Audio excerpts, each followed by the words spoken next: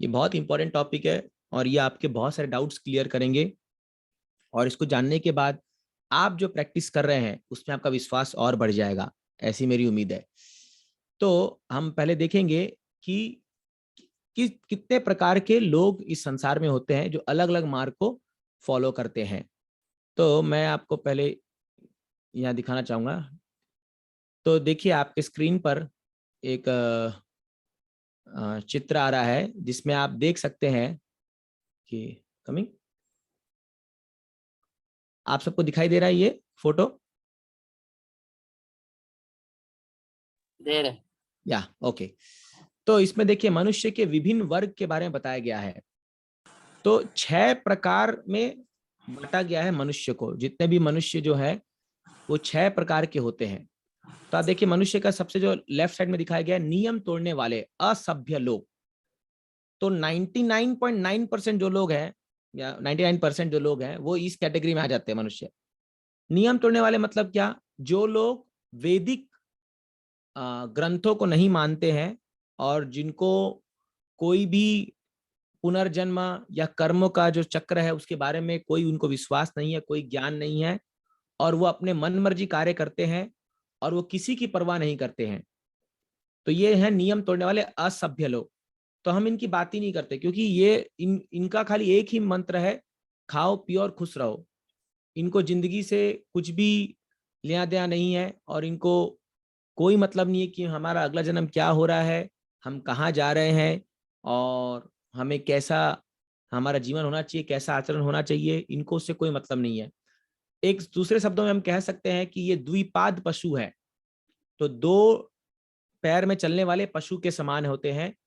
जैसे महाभारत में श्लोक आता है, आहार निद्रा भय मैथुनम च सामान्य एतत् पशुभिर नरानाम धर्मो हि तेषाम् अधिको विशेषो धर्मे न हीना पशुभिः समानाम। तो ये लोग वो है धर्मे न हीना, जो धर्म को कुछ नहीं मानते हैं और पशु के समान होते हैं, है ना। तो इनका खाली 4 चीज वही है, क्या? आहार निद्रा भय मैथुन।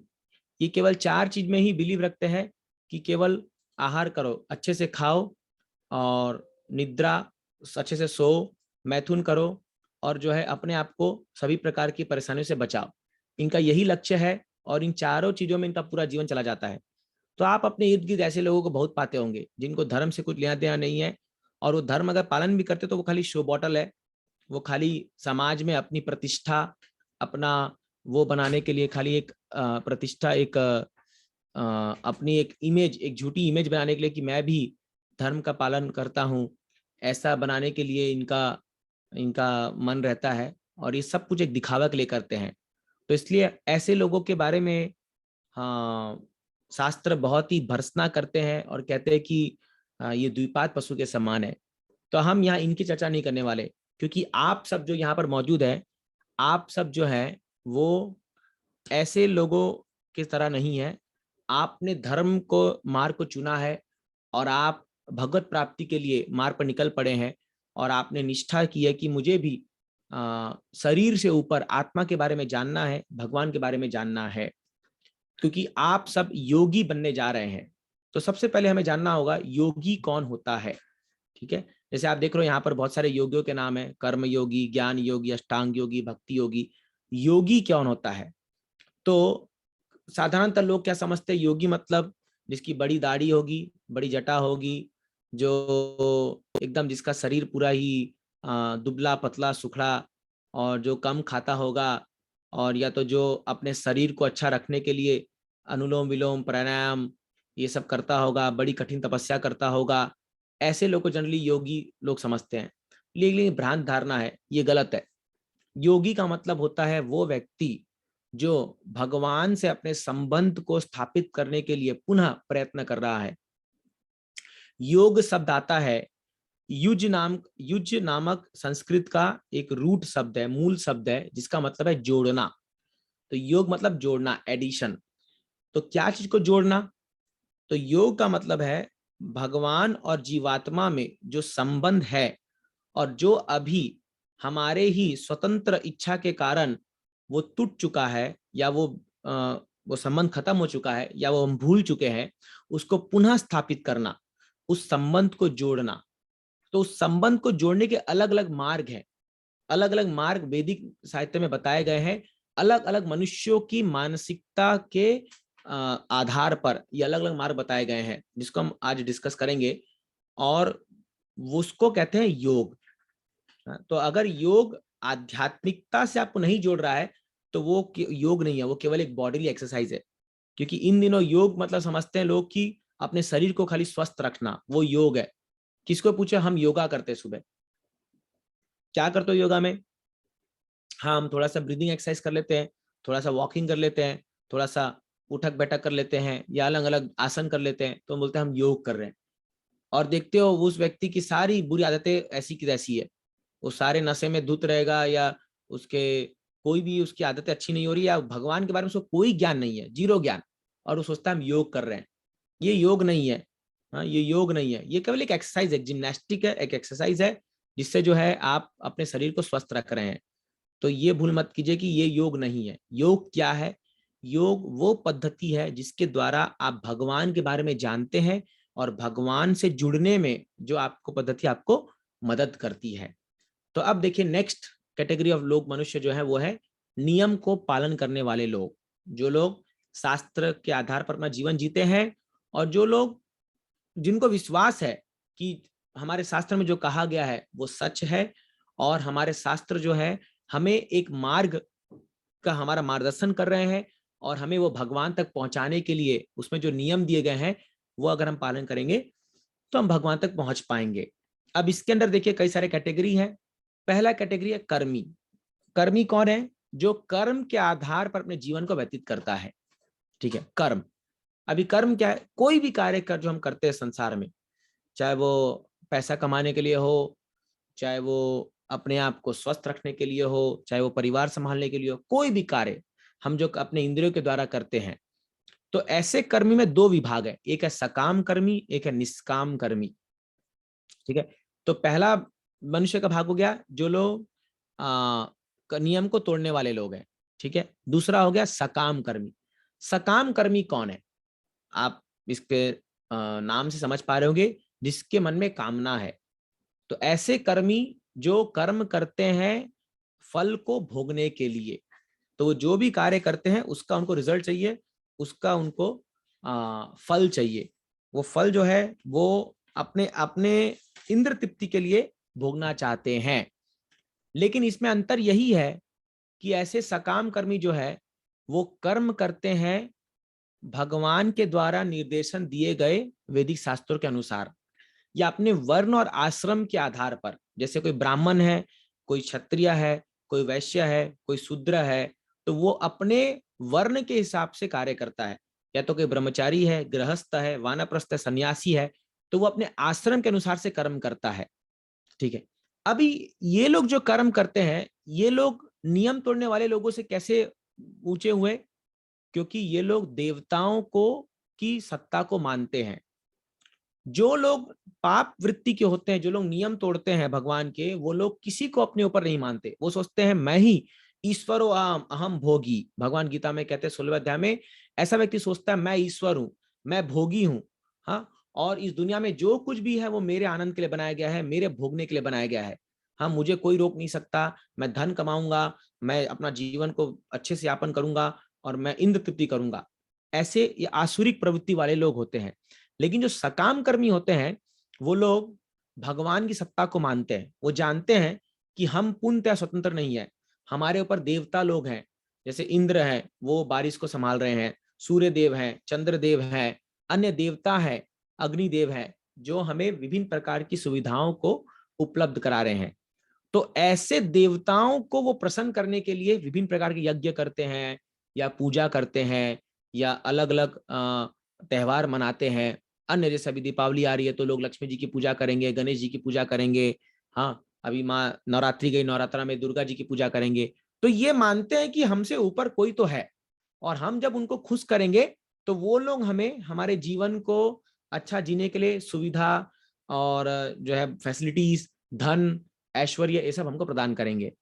ये है सकाम कर्मी। लेकिन इनकी इच्छा जो है अभी भी इंद्र भोग में लगी हुई है, क्योंकि ये जो भी कार्य करते हैं उसका फल इनको चाहिए। बिना फल के कोई कार्य नहीं करेंगे ये लोग। इनको जो भी कार्य कर रहे हैं उसका मुझे रिजल्ट चाहिए। अगर रिजल्ट नहीं मिलेगा तो इनका इंटरेस्ट फिर नहीं होता काम करने के लिए। इसको कहते हैं हम सकाम कर्मी। अब नेक्स्ट है कर्म योगी, निष्काम कर्मी। तो भगवत गीता के एक बहुत ही प्रसिद्ध श्लोक जो दूसरे अध्याय में भगवान कहते हैं, कर्मणि एवाधिकारस्ते मां फलेषु कदाचन मां संगोस्त माते संगोस्त कर्मणि। चौथा लाइन है इसका ये, मां फल हेतुर्भुर माते संगोस्त कर्मणि। तो भगवान आप कहते हैं अर्जुना, कर्म कर्मणि एवाधिकारस्ते, एव अधिकारस्ते, कर्म करना तुम्हारा अधिकार है। कर्म करने से तुम्हें कोई रोक नहीं सकता, लेकिन फल तुम्हारा अधिकार नहीं है। मां फलेषु कदाचन, फल पे मेरा अधिकार है। कोई बोलेगा अरे गजब है, काम मैं करूं फल भगवान भोगेंगे, ऐसा कैसे हो सकता है? हाँ, लेकिन यही योग है। कर्म तुम करो, फल मुझे दो, मां फलेषु कदाचन। तो इसलिए दुनिया में लोग पहला लाइन को बहुत पॉपुलर मानते हैं, कर्म निराकर, कर्म ही सदधिकार है, कर्म ही पूजा है, कर्म करो कर्म करो कर्म करो। कभी भी लोग दूसरा लाइन कोट नहीं करेंगे, मां फलेषु कदाचन, वो को भूल जाएंगे सब लोग। पहला लाइन को कोट कर देंगे, कर्म निवाधिकारस्ते। लेकिन दूसरा लाइन क्या है, मां कर्म फले तुर्बुर, कर्म का फल मुझे दो। हाँ, और क्या भगवान बोलते हैं कि माते संगोस्त कर्मणी। अभी कोई बोलेगा अरे इससे अच्छा कर्म ही मत करो, बोले नहीं ये भी गलत है। तुम्हें कर्म करना तुम्हारा अधिकार है, और तुम अकर्मणी, तुम बिना कर्म के रह भी नहीं सकते हो। तो कर्म करना तुम्हारा अधिकार है, लेकिन फल तुम्हारा अधिकार नहीं है, फल मुझे दे दो। क्योंकि अगर हम भगवान को फल दे देते हैं तो उस कर्म का हमें रिएक्शन नहीं आता। तो इसलिए भगवान और एक कहते हैं, भगवान गीता में श्लोक, यज्ञातात कर्मणो अन्यत्र लोको यम कर्म बंधना। यदि कोई व्यक्ति यज्ञ के लिए या भगवान विष्णु की प्रसन्नता के लिए कार्य नहीं करेगा तो वो कर्म बंधन में फंस जाएगा। क्योंकि जो भी आप कार्य करें, चाहे अच्छा हो चाहे बुरा हो, उसका फल भोगने के लिए आपको बार बार इस संसार में आना पड़ेगा। तो जो सकाम कर्मी के लोग होते हैं, वो लोग बार बार इस पुनः बार बार संसार में आते रहे, पुनरअपि जननम पुनरअपि मरणम, बार बार आना पड़ेगा। क्योंकि वो कर्म करते जाएंगे, उसका फल भोगना पड़ेगा, फिर करेंगे फिर फल भोगना पड़ेगा। लेकिन निष्काम कर्मी जो होते हैं, निष्काम कर्मी को का फल का रिजल्ट नहीं आता, क्योंकि वो कर्म के फल को भगवान को दे देते हैं। अब निष्काम कर्मी के जो लोग हैं, वो जरूरी नहीं है कि शुरुआत में ही एक बार में सब कुछ भगवान को अर्पण कर दे, ये इतना आसान नहीं होता। इसमें भी कैटेगरीज है। तो इसलिए भगवान कहते हैं इवन इफ, अगर तुम सब कुछ मुझे नहीं दे पा रहे हो तो कोई अच्छे कार्य के लिए अपना फल दे दो। जैसे आप देखते हो बड़े दानी लोग होते हैं, कई लोग जो हॉस्पिटल में चैरिटी करते हैं, जो गरीबों को खाना खिलाते हैं, अभी ठंडी में कंबल बांटेंगे, या किसी स्कूल में बच्चों को पढ़ा देंगे, या जो है गर्मी में पानी का व्यवस्था करते हैं, हॉस्पिटल खोलते हैं, अनाथालय खोलते हैं, फिर वृद्धाश्रम खोलते हैं। अनेक अनेक जो है समाज की सेवा के लिए लोग अपना धर्म, अपना कर्म के जो फल है, अपना धन को देते हैं, धन या सुविधाओं को देते हैं। तो ये लोग निष्काम कर्मी के पाथ पर चल पड़े। लेकिन भगवान कहते हैं ये भी अच्छा स्टार्ट है। अगर कोई ये भी कार्य कर रहा है तो वो धीरे धीरे एक दिन जान जाएगा कि वास्तव में मुझे किसके लिए कार्य करना है। अब इसमें डिफिकल्टी क्या है कि जब कोई समाज की सेवा के लिए कुछ धन देता है, और यदि उसको ज्ञान प्रॉपर नहीं है, तो उसके अंदर अहंकार भी आता जाता है कि मैं बहुत बड़ा दानी हूँ, आज मेरे वजह से जो है इतने लोग खाना खा रहे हैं, आज मेरे वजह से जो है इतना सब कुछ चल रहा है, मैं अगर कपड़ा देता हूँ, मैं इनको जीवन देता हूँ, मैं अगर इनको पालन पोषण करता हूँ, ऐसे सोचते हैं लोग। क्योंकि उनको ये नहीं पता कि उनके पास भी जो भी धन आ रहा है वो भगवान की कृपा से आ रहा है। तो धीरे धीरे यदि उनको ज्ञान होगा और वो शास्त्र को पढ़ेंगे, तो धीरे धीरे वो एक समय पे ऐसे पोजीशन पे आ जाएंगे जब वो जान जाएंगे कि वास्तव में सब कुछ भगवान का है, और मुझे सब कुछ भगवान की सेवा के लिए करना चाहिए। अगर हम भगवान की सेवा के लिए करेंगे तो वो ऑटोमेटिक जो है मनुष्य की सेवा के लिए हो जाएगा। इसीलिए जो लोग कहते हैं कि मानव सेवा ही माधव सेवा है, ये कुछ हद तक सही है, लेकिन 100% सही नहीं है। क्योंकि केवल मानव की सेवा करने से आप माधव की सेवा नहीं कर सकते, भगवान की सेवा नहीं कर सकते। लेकिन अगर आप माधव की सेवा करते हो तो मानव की सेवा ऑटोमेटिक हो जाएगी। जैसे फॉर एग्जाम्पल, अगर आप एक मंदिर खोलते हो, तो अब जब हम एक मंदिर खोलते हैं तो मंदिर से कई लोगों का उद्धार होता है ना। यहाँ पर कितने लोगों को फ्री में प्रसाद बंटता है, कितने लोग जो है मंदिर में आते हैं, भगवान का दर्शन करते हैं, कीर्तन सुनते हैं, तो उनके मन को जो शांति मिलती है। जो लोग पथभ्रष्ट होने जा रहे थे, आज उनको भगवत गीता के ज्ञान से उनका जीवन जो है सुधरता है ना। पाप वृत्ति कम होती है, जिस स्थान पे मंदिर खुलता है वो पवित्र हो जाता है। तो कई सारे लाभ है। तो आप देखोगे जब हम माधव सेवा करते हैं ऑटोमेटिकली मानव सेवा हो जाती है, लेकिन केवल मानव सेवा से माधव की सेवा नहीं होती है। तो इसीलिए जो लोग भी ये समाज कार्य में जुड़े हुए हैं, बहुत अच्छी बात है, उनको साथ साथ भगवान की भक्ति भी करनी चाहिए। तब उनके जो निष्काम कर्म की जो उनके अंदर भावना है वो सार्थकता होगी, उसकी पूर्णता होगी। नहीं तो वो अधूरा रह जाएगा फिर, और वो फिर से कर्म बंधन में फंस जाएंगे, क्योंकि उसका भी उनको रिजल्ट जो है वो भोगना पड़ेगा। कोई भी कर्म यदि भगवान विष्णु की प्रसन्नता के लिए नहीं किया गया इस संसार में, वो आपको कर्म बंधन में बांध देगा, क्योंकि ये संसार का नियम ही ऐसा बनाया गया है, ये कर्म बंधन में बांध देता है हम लोगों को। तो मेरे ख्याल से आपको क्लियर है, सकाम कर्मी निष्काम कर्मी। तो ये था कर्मी, जो लोग कर्म करते हैं। अब इसके और ऊपर लेवल है, वो है ज्ञान योगी। ज्ञान के माध्यम से भगवान को समझने का प्रयास करना। ये लोग कैसे लोग होते हैं? ये लोग जो है ये भगवान के बारे में चिंतन मनन करते हैं और भगवान को जानने के लिए बहुत सारे तर्क वितर्क का इस्तेमाल करते हैं। और खास करके इनकी एक फिलॉसफी होती है नेति नेति। तो ये संसार में जो भी चीज देखते हैं वो सबको क्या बोलते हैं? ये मिथ्या है, ये जो है ये भ्रम है, ये माया है। तो इनका एक बहुत बड़ा अच्छा स्लोगन है, जगत मिथ्या ब्रह्म सत्यम जगत मिथ्या।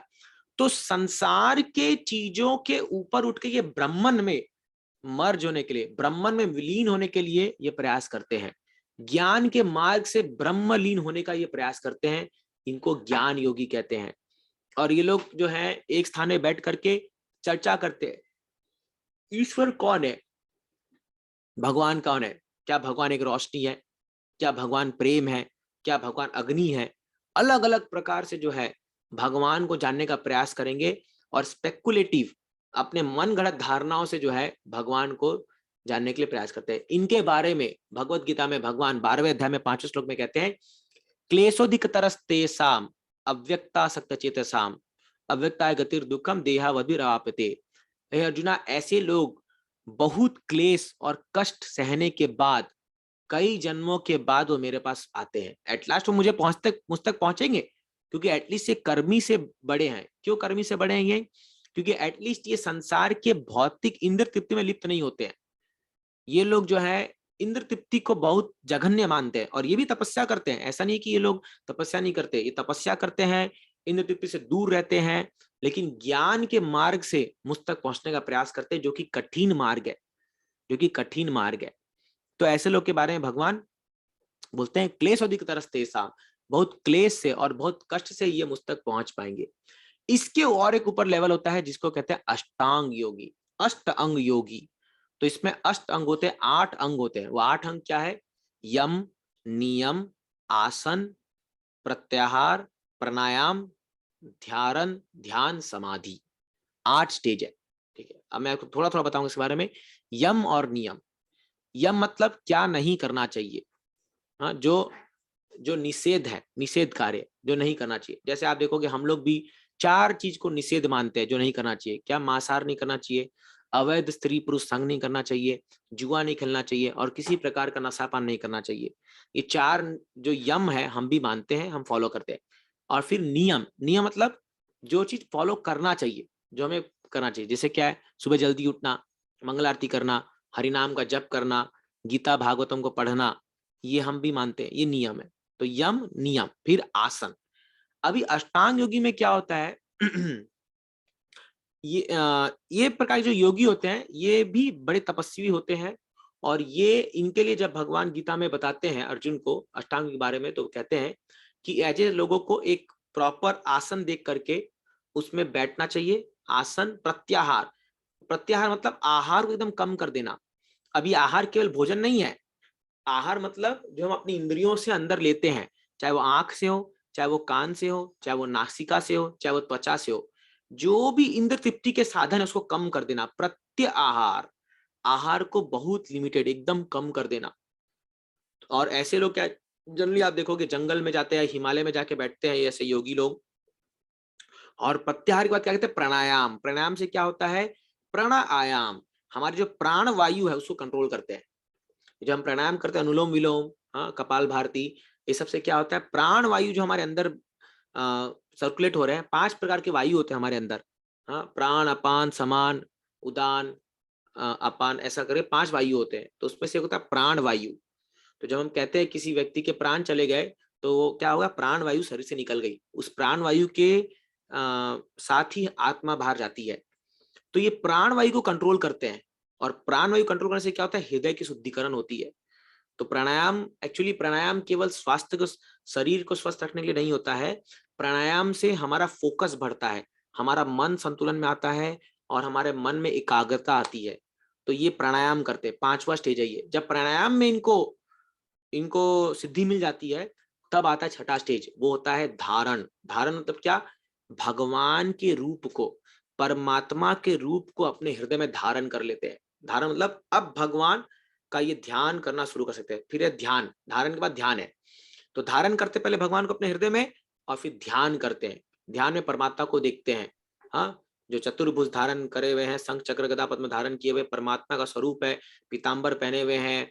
हाँ, पूरा सुंदर रूप है, एक लोटस कमल के फूल पर खड़े हुए हैं। ऐसे परमात्मा का ध्यान करते हैं, और ध्यान करते करते लग जाती है समाधि।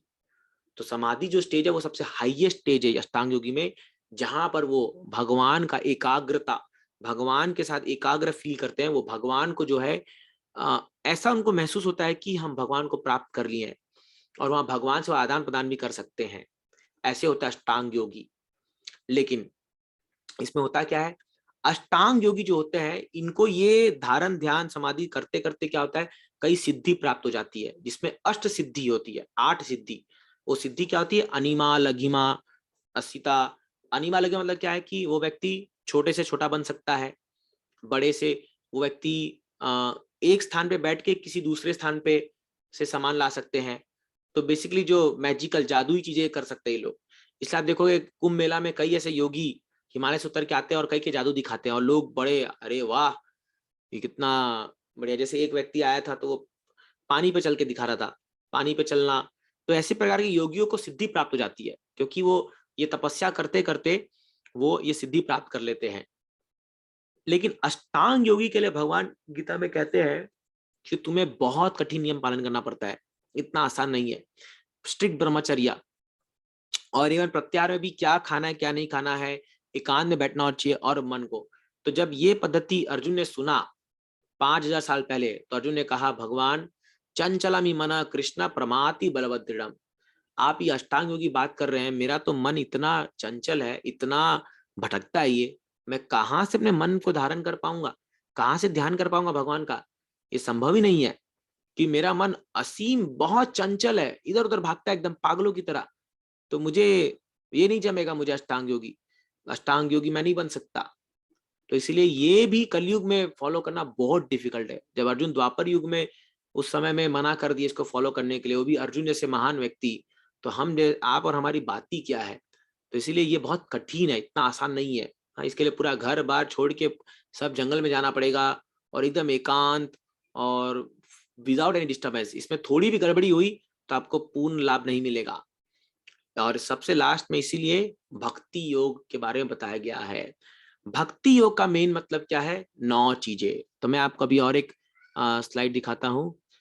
भक्ति योग को जो है हम कैसे फॉलो कर सकते हैं। तो भक्ति योग के बारे में प्रहलाद महाराज इन 9 चीजों का वर्णन करते हैं। क्या है भक्ति? तो प्रहलाद महाराज कहते हैं, श्रवणम कीर्तनम विष्णु स्मरणम अर्चनम वंदनम पाद सेवनम दास्यम साख्यम आत्मनिवेदनम इति पुंसार स्थितो विष्णु भक्ति नवजे लक्षणा। भक्ति के 9 लक्षण होते हैं। पहला क्या है, श्रवणम। किसका श्रवणम करना? भगवान विष्णु, भगवान कृष्ण, भगवान राम के लीलाओं के बारे में श्रवण करना, यह है भक्ति के पहला अंग। दूसरा कीर्तनम, सुनना और फिर उनका कीर्तन करना, उनके बारे में जो है बोलना। जैसे अभी मैं बोल रहा हूं, आप सुन रहे हो, तो आप श्रवण कर रहे हो और मैं कीर्तन कर रहा हूं। ठीक है। तीसरा है स्मरणम, स्मरण करना, भगवान को याद करना, भगवान को रिमेंबर करना, स्मरणम। चौथा है अर्चनम, भगवान के विग्रह की पूजा आराधना करना, विग्रह की सेवा करना, आराधना करना। पांचवा है वंदनम, भगवान की स्तुति करना। भगवान को प्रेयर्स करना, जैसे अलग अलग महान संतों ने भगवान के बारे में कितनी सुंदर स्तुति लिखी है, वो है वंदनम। छठा है पाद सेवनम, भगवान के चरण कमलों की सेवा करना। सातवां है दास्यम, भगवान के दास्य के रूप में सेवा करना। और साक्ष्यम, भगवान के साक्ष्य के रूप में। और सबसे लास्ट है आत्मनिवेदनम, अपना सर्वोच्च सब कुछ भगवान के लिए न्यौछावर कर देना। तो इन 9 स्टेज जो व्यक्ति, इनमें से कोई भी एक अगर आप भक्ति के प्रक्रिया को अपनाते हो तो आप उसमें पूर्ण परफेक्ट हो सकते हो। इन 9 भक्ति के लक्षणों में कोई भी एक लक्षण अपने आप में पर्याप्त है एक व्यक्ति को पूर्ण रूप से भगवत प्राप्ति कराने में। इसलिए आप देखो, आपके सामने जो पिक्चर है उसमें 9 लक्षण के सामने 9 महान भक्तों का नाम लिखा गया है, जिन लोगों ने ये एक एक अंग को अपने जीवन में स्वीकार करके भगवत प्राप्ति की है। सबसे पहला श्रवणम। तो श्रवणम को किसने स्वीकार किया? परीक्षित महाराज। जब परीक्षित महाराज को पता चला कि मेरे पास अब केवल 7 दिन बाकी है, तो उन्होंने क्या किया? कुछ नहीं करके केवल गंगा के तट पर आकर के सुखदेव गोस्वामी के मुख से 7 दिन और 7 रात केवल श्रवण किया, केवल श्रवण किया। और उस भागवत के श्रवण के कृपा से वो भगवत प्राप्ति कर पाए। 7वें दिन कीर्तनम, सुखदेव गोस्वामी 7 दिन केवल भगवान ने कीर्तन किया। स्मरणम, प्रहलाद महाराज, कितनी कठिनाई क्यों ना है उन पर, उनके पिता हिरण्यकशिपु ने कितना उन पर कष्ट दिया, लेकिन जब भी प्रहलाद महाराज को कष्ट आता तो उनको केवल भगवान को याद करते थे। उनके ऊपर हाथी से कुछ लाने का प्रयास किया गया, उनको पहाड़ से फेंका गया, सांपों के बीच में रख दिया गया, अग्नि में बिठा दिया गया, जहर दिया गया खाने में, जो भी स्थिति आई वो केवल आंख बंद करके भगवान को स्मरण करें। इतना कांस्टेंट रिमेम्बरेंस था प्रहलाद महाराज का कि भगवान हमेशा उनकी रक्षा करने के लिए सामने आ जाते थे, हमेशा स्मरण करते थे प्रहलाद महाराज। चौथा है अर्चनम, पृथु महाराज। पृथु महाराज का श्रीमद् भागवत में 4थे स्कंद में इनका वर्णन आता है कि इन्होंने कैसे भगवान की अर्चना की, विग्रह की, बहुत इलैबोरेट वे में पूर्ण रूप से भगवान की सेवा करी। वंदनम अक्रूर। अक्रूर जी जब वृंदावन जा रहे थे तो जो स्तुति उन्होंने की है भगवान की, वो स्तुति एक भक्तों के लिए एक आइडियल एग्जाम्पल है कैसे भगवान तक पहुंचा चाहिए। तो अक्रूर जी उनके आचार्य हैं वंदनम के। पाद सेवनम, लक्ष्मी जी। लक्ष्मी जी कभी भी भगवान के चरण कमलों को छोड़ती नहीं है, सदैव उनके चरण कमल दबाते रहती है और उनकी सेवा करती रहती है। ये है पाद सेवनम के एग्जाम्पल। दास्यम, हनुमान जी। तो यदि संसार में कभी भी दास्य भाव का एग्जाम्पल आएगा तो हनुमान जी का पहले नाम लिया जाएगा, क्योंकि जिस दास्य से उन्होंने सेवा की है वो कोई और कर नहीं सकता। इतना महान सेवा उन्होंने भगवान राम की है। साक्ष्यम, अर्जुन। तो इतने क्लोज सखा थे अर्जुन भगवान के कि भगवान अर्जुन के को अपने गले लगा करके साथ में सो जाते थे। और इवन भगवान उनके चरण कमल को अपने छाती पर भी लेकर के सो जाते थे रात को, द्वारका में जब अर्जुन गए थे। तो बहुत इंटीमेट। इसलिए आप देखोगे नर नारायण ऋषि जो है वो नर है अर्जुन और नारायण है कृष्णा। तो ये लोग हमेशा एक साक्ष्य के रूप में आते हैं और वो सेवा करते हैं, अर्जुन भगवान के साक्ष्य के रूप में। और आत्मनिवेदन में बलि महाराज। तो आप सबको पता है जब वामन देव आए थे तो बलि महाराज के से 3 स्टेप मांगे थे। बलि महाराज ने वो उनको ये कह दिया कि हाँ ब्रह्मदेव आपको मैं दूंगा, लेकिन 2 पग में जब पूरा ब्रह्मांड उन्होंने कवर कर लिया तो तीसरे पग में बलि महाराज ने अपने आप को सरेंडर कर दिया भगवान को, अपने आप को दे दिया भगवान को। तो ये उदाहरण है 9। तो देखिए ये 9 जो विधि हैं, तो कोई भी व्यक्ति यदि ये 9 विधि को पालन करता है तो वो भक्ति को स्वीकार कर सकता है और भक्ति में पूर्णता प्राप्त कर सकता है। एक ऐसे उदाहरण आते हैं श्रीमद् भागवत में जिन्होंने इन 9 विधियों को पालन किया एक साथ, वो है महाराज अम्बरीश। हाँ, तो महाराज अम्बरीश का एक उदाहरण आता है जो ये 9 विधियों को पालन करते थे और कहते थे कि मैं अपने सभी शरीर के अंगों को इन 9 विधियों में लगा देता हूं। तो इसीलिए क्या है, वो क्या कहते हैं कि मैं अपने कानों से भगवान के बारे में सुनता हूँ, जीवा से बोलता हूँ और मन से स्मरण करता हूँ, भगवान के विग्रह की सेवा करता हूँ और स्तुति करता हूँ। तो ये 9 विधियों का पालन कर सकते हो। तो ये भक्ति इतनी एक्सेसिबल है, ये भक्ति इतना आसान मार्ग है, कोई भी व्यक्ति 9 अंग में से कोई भी चीज को पालन कर सकता है। तो इतना डिफिकल्ट नहीं है। खास करके इसमें प्रमुख है पहला 2, श्रवणम और कीर्तनम। तो जो लोग श्रवण और कीर्तन अच्छे से करते हैं वो लोग जो है भक्ति को बहुत सुंदर तरीके से समझ पाएंगे। तो श्रवण और कीर्तन बहुत इंपॉर्टेंट है, उसमें भी श्रवणम पहले बहुत इंपॉर्टेंट है। यदि कोई व्यक्ति श्रवणम ठीक से नहीं करेगा तो वो फिर भगवान को नहीं समझ पाएगा। इसलिए सुनना बहुत जरूरी है। किससे सुनना? एक प्रामाणिक गुरु से सुनना। जैसे हम सब शिला प्रभुपाद जी की किताबों को पढ़ते हैं, प्रभुपाद जी के ग्रंथों को पढ़ना भी श्रवणम है, क्योंकि उसमें प्रभुपाद जी ने अपने अपने परपोर्ट्स जो दिए हैं वो उन्होंने अपने अपने मुख से बोला है डिक्टाफोन में, और वही रिकॉर्डेड होकर के प्रिंट होके आया है। तो ये श्रवणम बहुत जरूरी है। या तो फिर को जो प्रभुपाद जी के परंपरा में आ रहे हैं, जो बोनाफाइड प्रामाणिक जो भक्त हैं, जो प्रभुपाद जी के नियमों को पालन कर रहे हैं, उनके मुख से सुनना, यह है श्रवणम। जितना आप श्रवण करेंगे उतना आपको कीर्तन करने का मन करेगा। तो आप श्रवण करोगे, फिर आप दूसरों को समझाओगे, बताओगे, और ये दोनों करने से क्या होगा? स्मरणम होगा, फिर भगवान की याद आएगी, भगवान का स्मरण होगा। कई लोग कहते हैं मुझे मन में भगवान याद क्यों नहीं आते? क्योंकि आपने श्रवण कीर्तन अच्छे से नहीं किया है। जब आप श्रवण कीर्तन अच्छे से करोगे तब जो है आप अच्छे से भगवान को स्मरण कर पाओगे। तो एक एक भक्ति के अंग बहुत इंपॉर्टेंट है, और कोई भी अंग अगर आप अच्छे से पकड़ लिए, और हम सब में अपना अपना टेस्ट है, किसी को श्रवण करना अच्छा लगता है, किसी को कीर्तन करना अच्छा लगता है, जो भी हो, लेकिन अगर हम उसको अच्छे से पूर्ण भाव से करेंगे तो वो हमें भक्ति में पूरा फुल रिजल्ट दे सकते हैं। ये पॉसिबल है। तो ये था भक्ति योग के बारे में। अब हम देखेंगे योगा लैडर। हर एक जो भक्ति के, हर एक जो भगवान तक पहुंचने के मार्ग है, वो एक लैडर, एक सीढ़ी के समान है। तो कैसे? आपके सामने और एक पिक्चर में ला रहा हूं, ये देखिए। तो देखिए सबसे नीचे जो है इसमें लाइन में, ये है नियम तोड़ने वाले लोग, उसके ऊपर कर्मकांडी, उसके ऊपर कर्म योगी, उसके ऊपर ज्ञान योगी, उसके ऊपर अष्टांग योगी, और उसके ऊपर भक्ति योगी। अब आपको एक बात बता दूं, यदि कोई व्यक्ति इस जीवन में एक एक योग के बल पर जाता जाएगा ऊपर ऊपर ऊपर, तो उसको कई जन्म लग जाएंगे अंत तक पहुंचने के लिए। इसलिए भक्ति योगी आप देखिए एक लैडर, एक लिफ्ट के समान है। और आपको एक बात बता दूं, हर एक योग का जो मार्ग है वो भक्ति योग पर निर्भर होती है।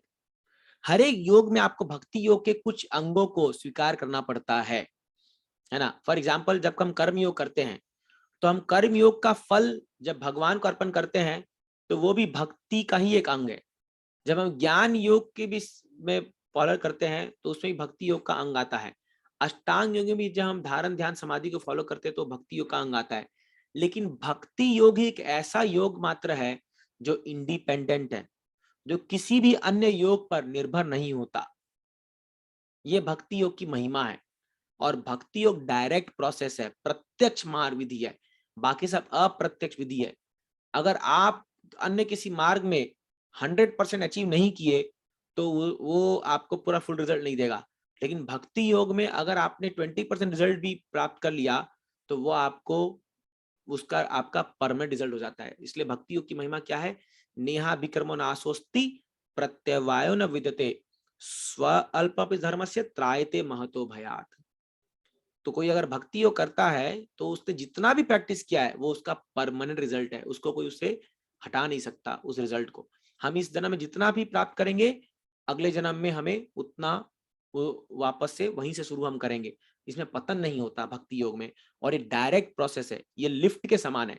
बाकी आपको स्टेप बाय स्टेप जाना पड़ेगा और वो कठिन मार्ग है। इसीलिए इस युग के लिए, खास करके कलयुग के लिए बताया गया है, केवल भक्ति योग जो है वो एक सबसे सरल उपाय है और एक सबसे आसान तरीका है भगवत प्राप्ति के लिए। इसलिए चैतन्य महाप्रभु ने क्या कहा था? हरेर नाम हरे नामेव केवलम कलौ नास्त्येव नास्त्येव नास्त्येव गतिरन्यथा।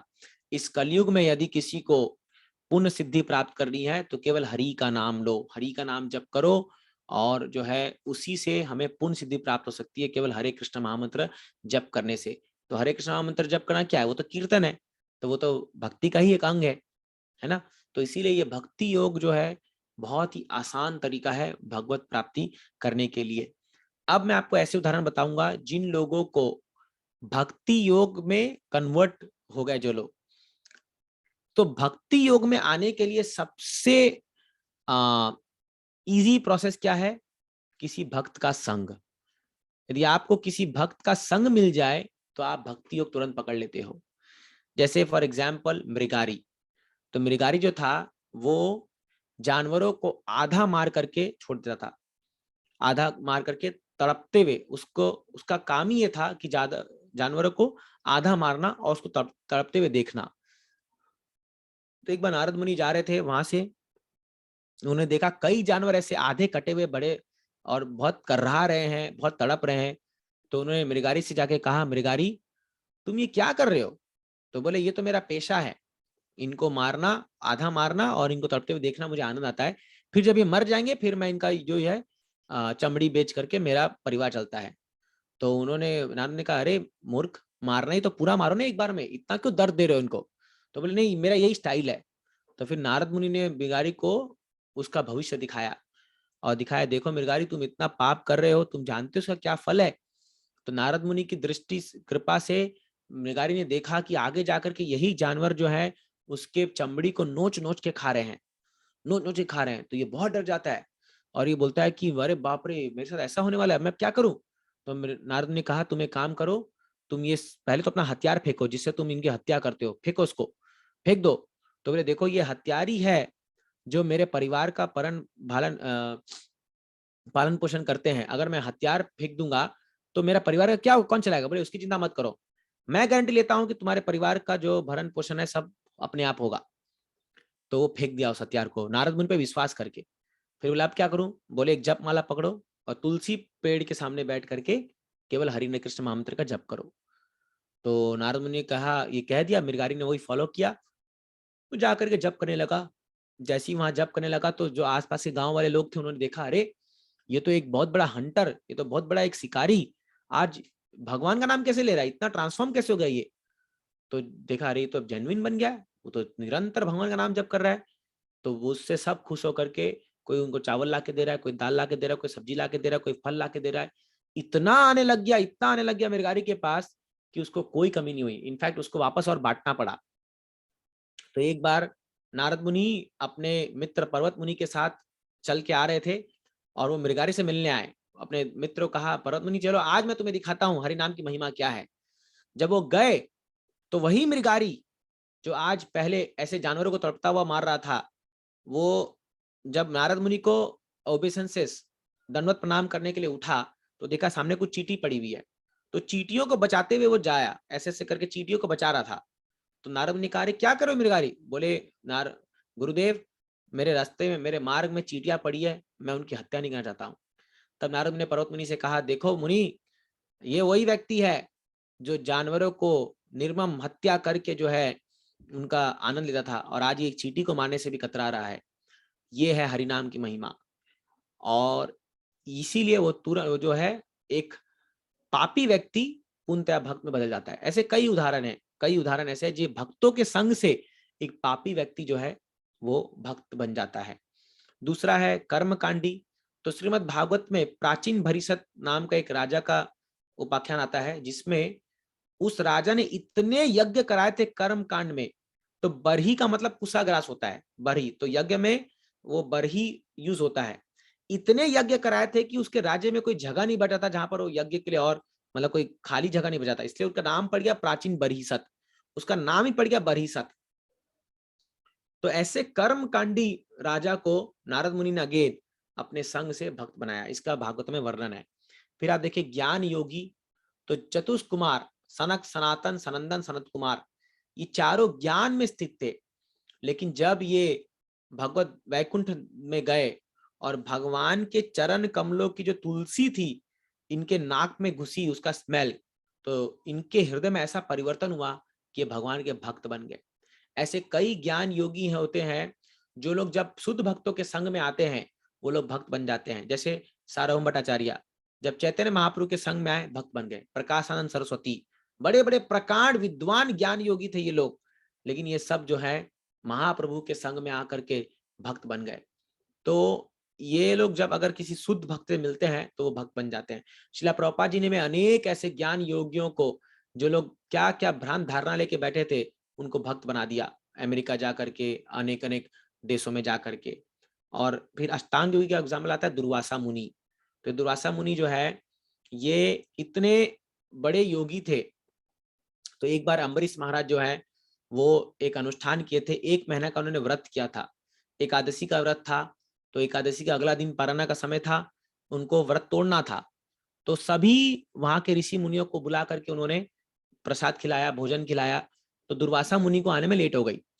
तो अम्बरीश महाराज ने पूछा अपने मंत्रीगणों को और वहां के ऋषियों को कि क्या किया जाए। तो उन्होंने कहा देखिए राजन, अभी समय बीता जा रहा है, आपको उपवास तोड़ना पड़ेगा, नहीं तो आपको दोबारा से फिर फास्ट रखना पड़ेगा और ये संभव नहीं है, आप फास्ट तोड़िए। तो बोले लेकिन मैंने तो दुर्वासा मुनि को भोजन नहीं कराया अभी तक। तो बोले देखिए आप जल पी लीजिए। तो शास्त्र में कहा गया जल पीने से उपवास रहता भी है और टूट भी जाता है। तो उन्होंने जल पी लिया। तो दुर्वासा मुनि आए और ये बहुत क्रोधित हो गए, बोले राजा अम्बरीश, तूने बिना मुझे भोजन कराए अपने उपवास तोड़ दिया, तूने घोर अपराध किया है और तुझे मैं इसका दंड दूंगा। और अपनी जटा से जो है वो एक बाल निकाल करके एक बड़े राक्षस को पैदा करते हैं। और जब वो राक्षस आता है तो वो राक्षस अम्बरीश महाराज को खाने के लिए भागता है। अम्बरीश महाराज तो भक्त थे, हाथ जोड़ करके भगवान का स्मरण करने लगे। पीछे सुदर्शन चक्र आया और सुदर्शन कुछ चक्र ने जो सुनने है नहीं देता। सुदर्शन चक्र ने आते ही जो है इस राक्षस को पहले मारा और राक्षस को मार के जो है फिर वो दुर्वासा मुनि को भगाने लगे। दुर्वासा मुनि के पीछे भागे, दुर्वासा मुनि पूरे ब्रह्मांड में भाग रहे क्योंकि सुदर्शन चक्र इतना गर्मी लग रहा था उनको, पीछे इतना हीट था, जल रहा था पूरा शरीर उनका पीछे से। और वो भागे भागे भागे भागे भागे शिव जी के पास गए, ब्रह्मा जी के पास गए, सबने कहा हमारा कोई तोड़ नहीं है इसके पास, कोई बचा नहीं सकता, जाओ वैकुंठ लोग जाओ, भगवान के पास जाओ। वैकुंठ में गए भगवान विष्णु के पास, भगवान विष्णु ने कहा क्या हो गया, बोले अरे बचाओ मेरे को सुदर्शन चक्र से बहुत गर्मी लग रही है। बोले मैं भी बचा नहीं सकता। भगवान ने कहा अहम भक्त पराधीनो, मैं मेरे भक्त के भी पराधीन हूं, मैं स्वतंत्र नहीं हूं। इसलिए दुर्वासा मुनि जिसका तुमने अपराध किया उसी के चरणों में जाके पढ़ो। तो जा करके वहां चरण में पड़ जाता है अम्बरीश महाराज के। अम्बरीश महाराज सुदर्शन चक्र कहते हैं कि हे सुदर्शन चक्र, यदि मैंने मेरे जीवन में सच्चे मन से भगवान की भक्ति की है, कोई पुण्य कर्म किया है, तो तुम इसको माफ कर दो दुर्वासा मुनि को। तुरंत सुदर्शन पीछे हट जाता है और तब भी अम्बरीश महाराज इतना ही सम्मान देते दुर्वासा मुनि को जितना पहले दे देते। तो दुर्वासा मुनि चरणों में गिर के अम्बरीश महाराज कहते हैं आज मैंने जाना भक्त की क्या पोजीशन होती है, भक्त इतना महान होता है।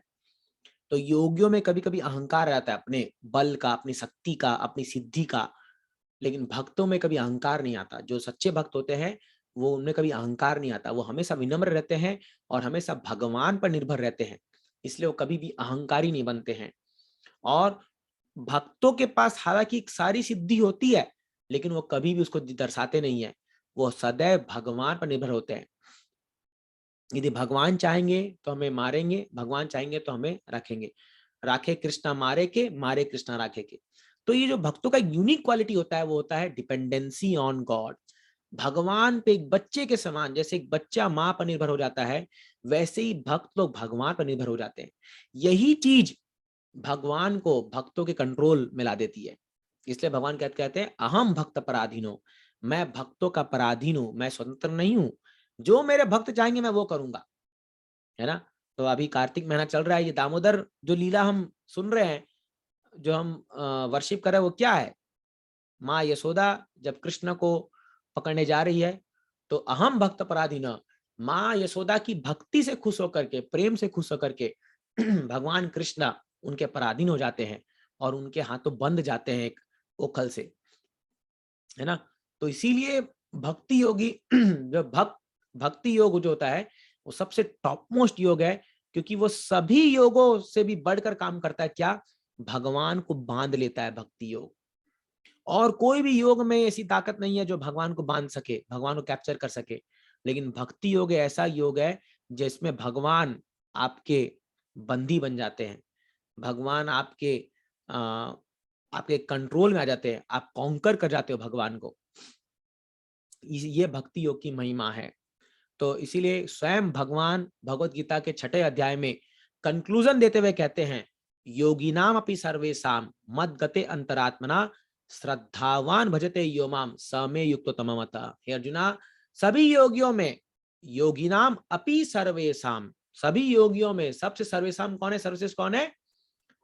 मद गते अंतरात्मना भजते यो माम, श्रद्धावान, जो व्यक्ति श्रद्धा से मेरा भजन करता है, मद गते अंतरात्मना, अपने अंतरात्मा में श्रद्धावान भजते यो माम, श्रद्धा से मेरा भजन करता है, स में युक्त तमो मत, ये मेरा मत है। अभी कृष्णा के मत से कोई ऊंचा मत हो सकता है क्या? भगवान का ही मत सबसे टॉप मोस्ट मत है। तो इसीलिए सबसे टॉप मोस्ट योगी है भक्ति योगी। हालांकि वो बड़ा सिंपल दिखता है, उसके अंदर कोई ज्यादा कला नहीं हो भले नहीं हो, कोई ज्यादा सिद्धि ना हो, कोई वो ना हो, लेकिन क्योंकि वो भगवान की भक्ति कर रहा है तो भगवान के कृपा से वो सबसे टॉप मोस्ट योगी बन जाता है। इसलिए जो हमने आज का टॉपिक रखा है टॉप मोस्ट योगा सिस्टम, वो क्या है? भक्ति योग। और इवन भगवान ये भी कहते हैं, बहुनाम जन्मनाम अंते ज्ञानवान माम प्रपद्यते वासुदेवम सर्वमिति सब महात्मा सुदुर्लभ। ये मत सोचिए ये भक्ति योगी बहुत आसानी से मिल जाते, नहीं। बहुनाम जन्मनाम अंते, कई करोड़ जन्मों के बाद ज्ञानवान माम प्रपद्यते, कोई ज्ञानी व्यक्ति जब कई जन्मों तक प्रयास करता है वो भगवान को सरेंडर करता है, माम प्रपद्यते। और वो प्रपद्यते का क्या रिजल्ट होता है? वासुदेवम सर्वमिति, वो ये जान जाता है कि वासुदेव भगवान कृष्ण सब कुछ है। वासुदेव सर्वमिति, सब कुछ है कृष्णा। स महात्मा सुदुर्लभ, ऐसा महात्मा सुदुर्लभ, दुर्लभ तो छोड़िए सुदुर्लभ, बहुत कठिन से मिलता है। कई जन्मों में जाके ऐसा महात्मा आता है, जैसे शिला प्रभुपाद जी आए हैं, जो भगवान के शुद्ध भक्त होते हैं, जो जानते हैं कि कृष्ण को छोड़ के संसार में और कुछ नहीं है और कोई नहीं है ना। तो बहुनाम जन्मनाम अंते, इसलिए भक्ति योग बनना कोई आसान नहीं है। कई लोग सोचते हैं कि भक्ति एक बहुत सेंटिमेंटलिज्म है, केवल भावुकता है। नहीं नहीं नहीं नहीं नहीं, नहीं, इतना आसान नहीं है।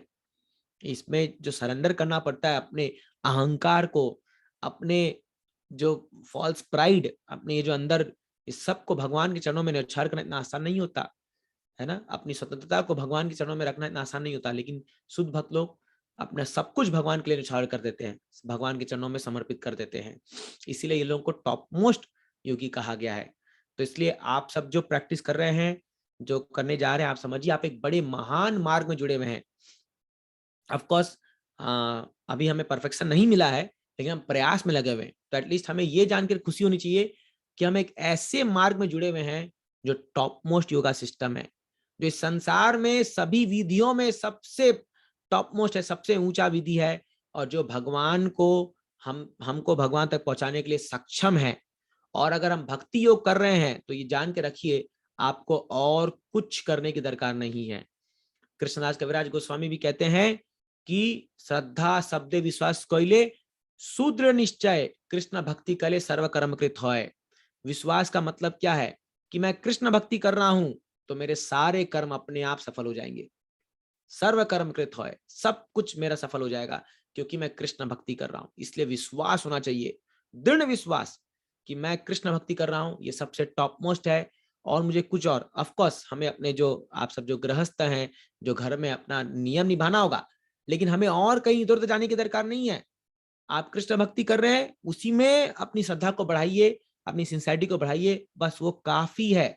आपको जीवन की पूर्ण लाभ देने के लिए, आपको जीवन की पूर्णता प्राप्त करने कराने के लिए ये काफी है भक्ति योग, इसके अलावा और कुछ दरकार नहीं है। तो यही है टॉप मोस्ट योगा सिस्टम। इसके बारे में मैंने आपको कुछ यहाँ बताया।